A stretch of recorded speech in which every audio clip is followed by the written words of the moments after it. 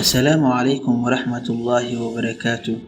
Suldaankii ugu magaca weynaa dowladdii Saljuuqiyiinta, suldaankii cashirka lama iloobaanka ahaa u dhigay dowladdii Bisantiiniyiinta dagaalkii Malaadkir, Maxamed ibnu Jiqrib ibnu Bik Daa'uud ibnu Mikaa'iil ibnu Saljuuq ibnu Daqaaq ad-Durkmaani, oo ku magac dheeraa Alba Arsalaan. Micnaha Alba Arsalaan afka Turkiga waxa uu ku yahay dagaalyahankii libaaxa ahaa. Waxa uu dhashay 1030 miilaadiga.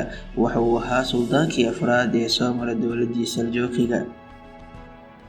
Dowladdiisu waxay ahayd dowlad dhul aad u ballaaran leh, haddana waxa uu taawacsanaa khaliifkii Cabbaasiga ahaa ee Baghdad. Dowladda Saljuuqiyadda waxay mar badbaadisay khaliifadii Cabbaasiga ahayd, waxayna ka badbaadisay dowladihii Shiicada ahaa ee xuduud wadaagga ahaayeen.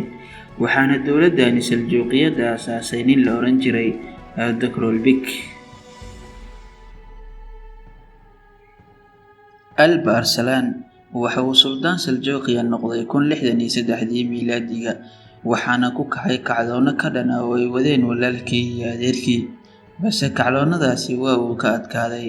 Markaasuu xilka qabanayayna waxa uu ahaa 34 jir, waxuuna u diyaargaroobay jihaad ka dhan ah dowladihii Kiristaanka ahaa iyo Shiicadii Masar haysatay ee Faadumiyiinta.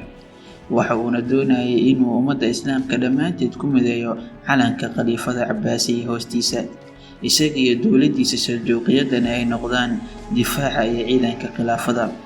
Waxa uuna ku duulay Georgia iyo Armenia, waana uu qabsaday. Calankii Islaamka ayuu hoos keenay.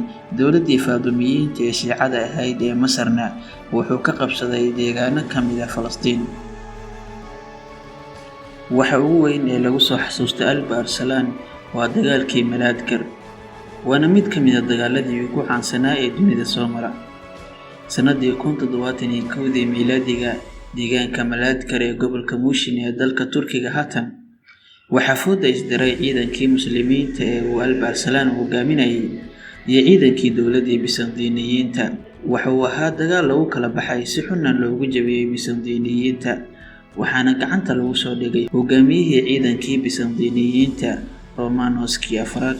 Dagaalkii Malaadkir, hogaamiyaha ciidanka Bisantiiniyiinta ayaa diyaariyay ciidan aad u badan oo ka kooban 200,000 oo dagaalyahan, kana kooban inta badan wadamada Yurub sida Armenia, Faransiiska iyo Bulgaariya. Wuxuuna ciidankiisii ka dhaqaaqay Qustantiniya, magaalada Istanbul loo yaqaano maanta. Wuxuuna afka saaray Malaadkir oo ah saldhigga ciidankii dowladdii Saljuuqiyadda. Waxaana u dhexeeyay farqi aad u weyn dhinaca ciidamada. Ciidanka Alba Arsalaan wuxuu ahaa 30,000 oo askari oo keliya, halka ciidankii Romanos uu hogaaminayay ay gaarayeen 200,000 oo askari. Wuxuuna Alba Arsalaan marar badan ku fakeray in uu wajihi karin ciidankan intaan la-eg, laakiin waxa uu degay qidad ah in uu la dagaalamo hordhaca ciidanka Romanos, kadibna uu heshiis la galo.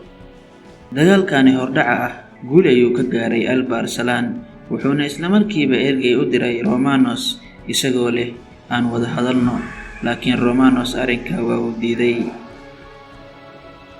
Diidmadani kadib wuxuu xaqiiqsaday Alba Arsalaan in dagaalka laga fursanaynin, wuxuuna bilaabay inuu isku diyaariyo dagaalkaas taariikhda galay ee Malaadkir. Wuxuuna ciidankiisii ku booriyay fadliga jihaadka iyo in kibirka ciidanka Romanos dhulka la dhigo. Raggii culimmada ahaa ee ciidanka la socday ayaa ku booriyay suldaanka inuu dagaalka galo maalin Jimco ah si ay ducada khudbada Islaamka u asiibto. Wuxuuna Alba Arsalaan inta uu dagaalka bilaaban ciidankiisii ku yidhi, waxaan dagaalka galayaa anigoo Ilaahay ajar ka rajaynayo, sabrayana. Haddaan nabad galo waa nimco Ilaahay xaggiisa iiga imaatay, haddaan shahiidana garfanteydii waa tanaa. Hoggaanka ciidankana waxaan ku wareejinayaa wiilkayga Malikshaah. Wuxuu kaloo ciidankiisii ku yidhi, qofkii rabaa inuu iska laabto oo ciidanka iskaga baxo waa xor, waa uu iska laaban karaa. Maanta maaha maalin wax la isfaro ama wax la iska reebo. Alba Arsalaan wuxuu diyaarsaday ciidankiisii, wuxuuna ku dhiirigeliyay sabar iyo geesinimo. Isla markiiba waxay bilaabeen inay ciidankii Romanos ruugaan oo ay taariikh lama iloobaana ku dhigaan ilaa ay gacanta ku soo dhigeen. hogaamiyihii ciidankii Byzantiniyiinta Romaanoskii afraad. Romanos markii loo geeyay Albarslan waxaa dhex martay isaga iyo Albarslan sheeko yar. Romanos ayaa lagu yiri, haddaa gacantaada ku dhici lahaa maxaad igu samayn lahayd? Romanos ayaa ku jawaabay, wax waliba oo xun. Albarslan ayaa mar kale ku yiri, maxaad u malaynaysaa inaan kugu samaynayo? Romanos ayaa yiri, inaad disho ama inaad dhulka igu soo wareejiso adigoo ku faanaya qabsashadeeda. Laakiin Albarslan wuxuu go'aansaday inuu sii daayo Romanos markii uu bixiyay malaayiin madax furasho ah, waxaana shuruud looga dhigay in dowladdiisu sii dayso dhammaan maxaabiista muslimiinta laga haysto, waxaana laga saxiixay heshiis soconaya 50 sano, iyo in Byzantiniyiinta ay aqoonsadaan in dhulka muslimiinta Salaajiqada furteen ay iyagu leeyihiin, inuu yahay dhul muslim, Byzantiniyiintuna ay kasoo agdhabaan karin. Albarslan kadib madax furashadan wuxuu sii daayay Romanoskii afraad.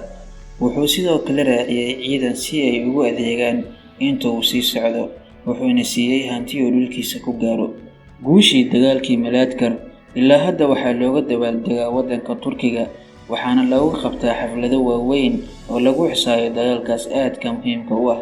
Wuxuuna geeriyooday Albarslan markii ay taariikhdu ahayd 1072 miilaadiga, waxaana geeridiisa ka dambeeyay nin lagu magacaabo Yusuf al-Khwarizmi oo ahaa dadka ku kacsanaa, waxaana lagu aasay magaalada Marwa dalka Uzbekistan. waxaana talada ugu dambeeyay wiilkiisii Malik Shah, waxaana leeyahay Ilaahay ha u naxariisto halyeeygaas taariikhda galay. wabilaahi tawfiiq, wassalaamu calaykum waraxmatullaahi wabarakaatuh.